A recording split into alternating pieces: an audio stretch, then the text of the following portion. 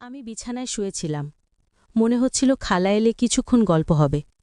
চোখ বন্ধ করে শুয়ে থাকলেও ঘুম আসছিল না। অপেক্ষা করছিলাম কখন খালা আসবে। প্রায় 1 ঘণ্টা পর কথা বলতে বলতে খালা ঘরে ঢুকলেন। খালা মাকে বললেন, তুই কি মাঝখানে শুবি? মা মৃদু হেসে বললেন, না, তুই মাঝখানে শুয়ে পড়। কিছুক্ষণ পর মৃদুস্বরে কেউ ডাকলেন, তুই কি ঘুমিয়ে পড়েছিস? আমি চুপচাপ রইলাম, কোনো উত্তর দিলাম না। আজকের গল্পটা অনেক বেশি স্পেশাল, তাই কেউ মিস করবেন না। গল্প ভালো লাগলে ভিডিওটি লাইক, শেয়ার এবং চ্যানেলটি সাবস্ক্রাইব করতে ভুলবেন না। আমার নাম কুনাল। বেশ কিছুদিন ধরে খালার বাড়ি যাওয়ার সুযোগ হয়নি।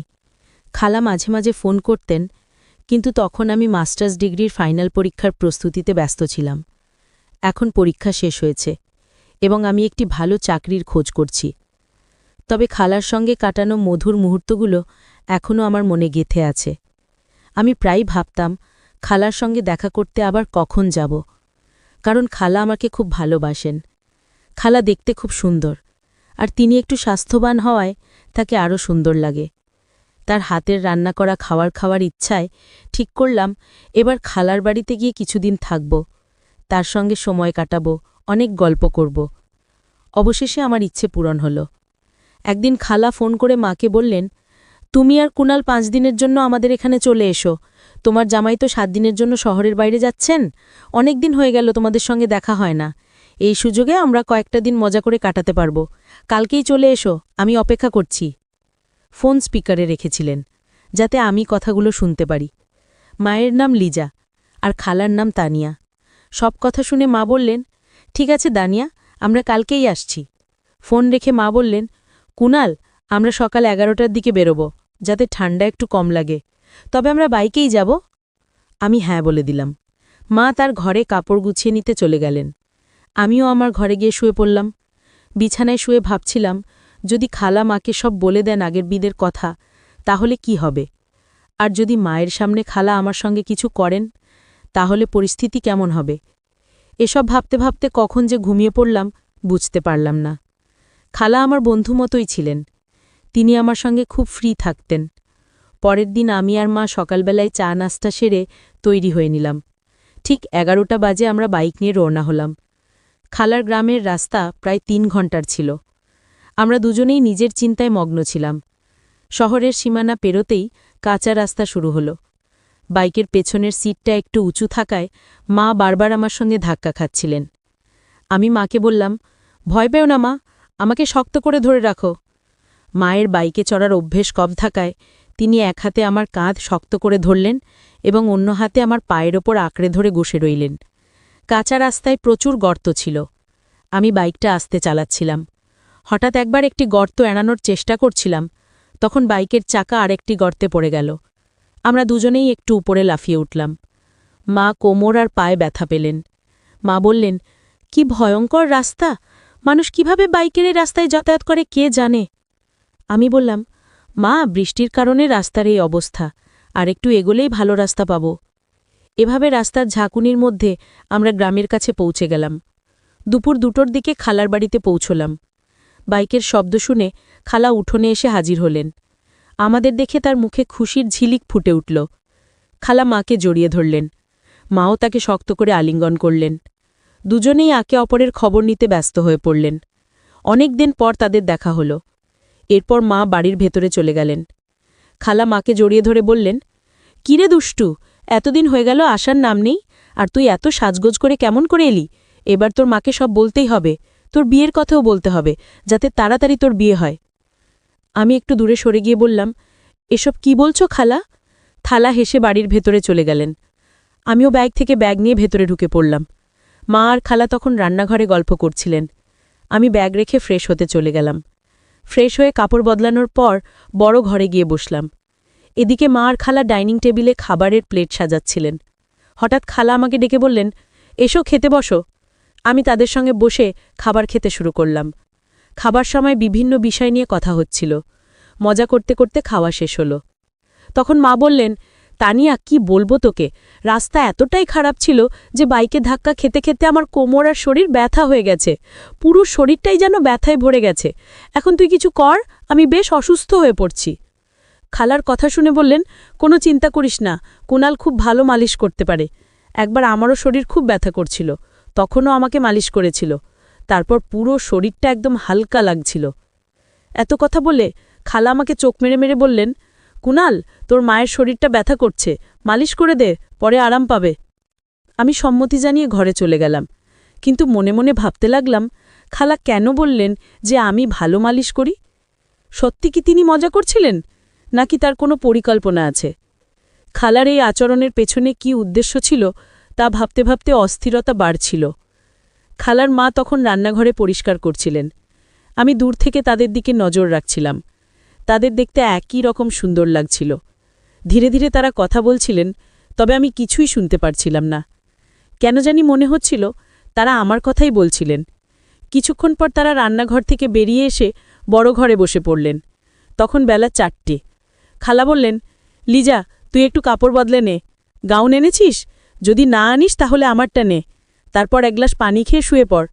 কুণাল তো শরীরটা মালিশ করে দেবে, যাতে ব্যথা কমে যায়। এতটুকু বলে তারা নিজেদের ঘরে চলে গেলেন। আমি বসে বসে ভাবছিলাম, জীবনে কখনো এমন ধরনের কাজ করিনি। কিছুক্ষণ পর খালা রান্নাঘর থেকে একটা পাত্রে তিল নিয়ে এলেন। বললেন, চল, সময় হয়েছে। আমি কিছু না বলে চুপচাপ তার পেছনে শোবার ঘরে গেলাম। সেখানে গিয়ে দেখি মা বিছানায় শুয়ে আছেন। মায়ের পা এবং শরীরে প্রচণ্ড ব্যথা ছিল, কারণ বাইকে আসার সময় পড়ে গিয়েছিলেন। মাকে দেখে মনোযোগ দিয়ে তাকিয়ে রইলাম। হঠাৎ খেয়াল করলাম খালা আমার পাশে দাঁড়িয়ে আছেন। খালা হেসে বললেন, কি দেখছিস কুণাল? আগে কখনো তোর মাকে দেখনি? তোর মাকে একটু তেল দিয়ে মালিশ কর, তার অনেক কষ্ট হচ্ছে, কারণ মাকে সুস্থ করতে হবে।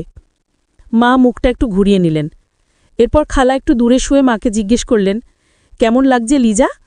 মা বললেন, এখন কিছুটা ভালো লাগছে দানিয়া, তুই থাকায় আজ একটু ভিন্ন কিছু করলাম। খালা মায়ের মাথায় হালকা চাপ দিয়ে বললেন, এত বাচ্চা সুলভ কথা বলছিস কেন? কুণাল তো পাশে রয়েছে। মা একটু লজ্জা পেয়ে হেসে বললেন, আর কথা বাড়াস না, না হলে পুরো ব্যাপারটা নাটকের মতো হয়ে যাবে। এরপর মা আমাকে বললেন, কুণাল, বেশ আরাম হচ্ছে, আর বেশি মালিশ করার দরকার নেই।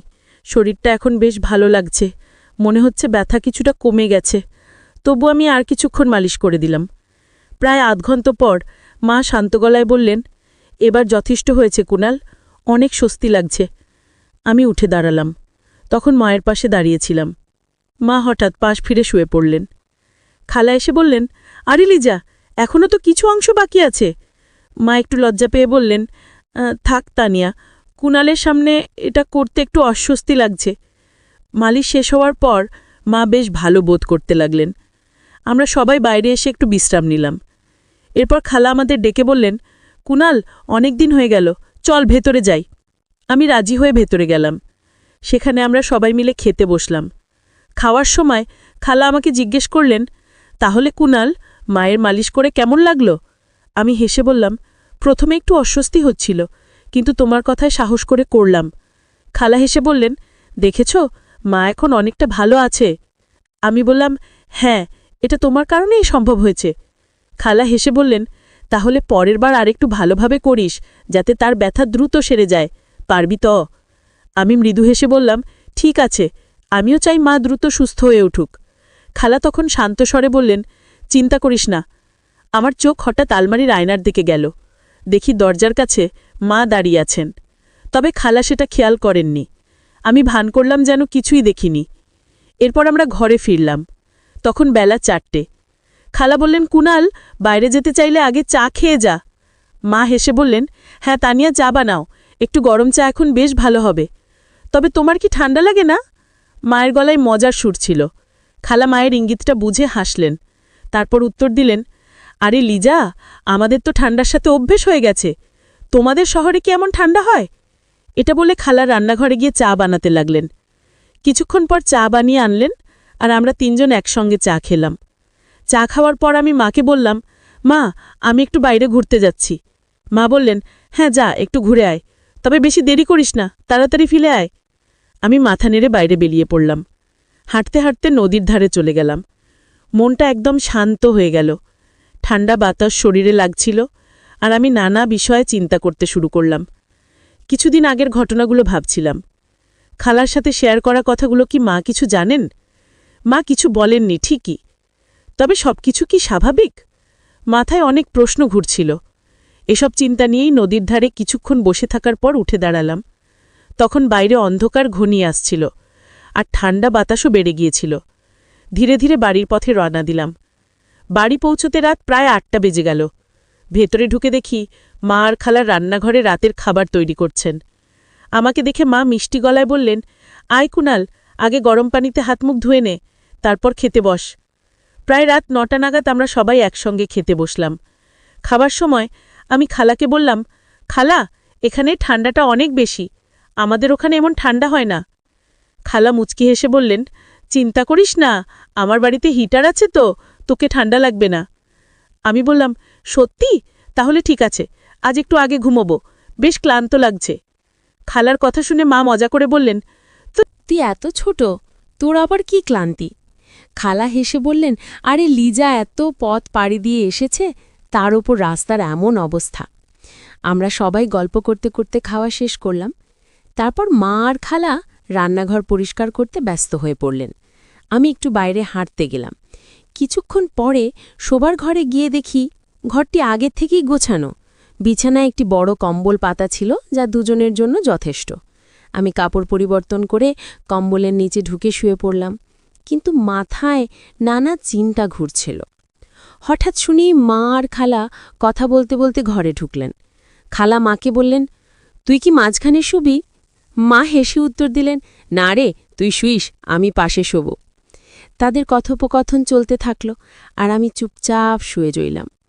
তাদের কথাগুলো শুনতে শুনতে কখন যে ঘুমিয়ে পড়েছিলাম টের পাইনি।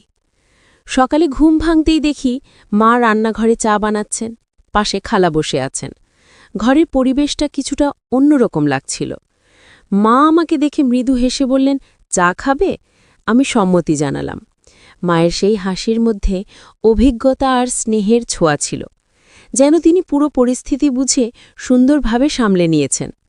খালার বাড়িতে আমরা কিছুদিন থাকলাম। হাসি ঠাট্টার মধ্যে সময় কেটেছে। খালার মাও অনেক ভালো সময় কাটিয়েছেন। কিন্তু বিদায়ের দিন এসে গেল।